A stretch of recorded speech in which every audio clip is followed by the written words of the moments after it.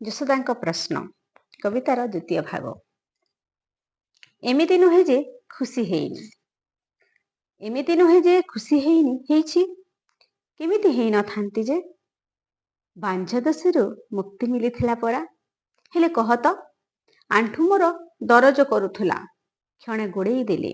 ମୁଁ ଧଇଁ ସଇଁ ହେଇ ପଡ଼ୁଥିଲି, ଓଠ ମୋର ଥରି ଉଠୁଥିଲା, ଦିପଦ ଗାଳି ଦେଇଦେଲି।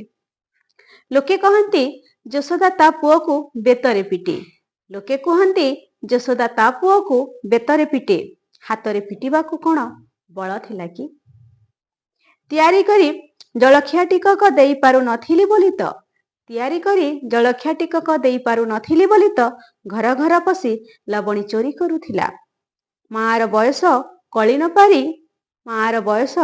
ନ ପାରି ଗୋପର ସବୁ ଗୋପୀଙ୍କୁ ଟାହି ଟାପରା କରୁଥିଲା। ତାଙ୍କ ସହିତ କୁଞ୍ଜବନେ ଲୁଚି ଲୁଚି ରାସ କରୁଥିଲା। ମୋ ମୁଣ୍ଡର ପାଚିଲା ବାଳ ଆଉ ୟାଙ୍କର ନନ୍ଦରାଜାଙ୍କର ମୋ ପାକଳ ଦାନ୍ତକୁ ଖାତିର ନ କରି ଏକମୁହାଁ ହୋଇ ଅକ୍ରୂର ସହିତ ଚାଲିଗଲା। କ'ଣ ବାର୍ଦ୍ଧକ୍ୟରେ ମାତୃତ୍ୱ ଉଚିତ ସମୟ ଥିଲା?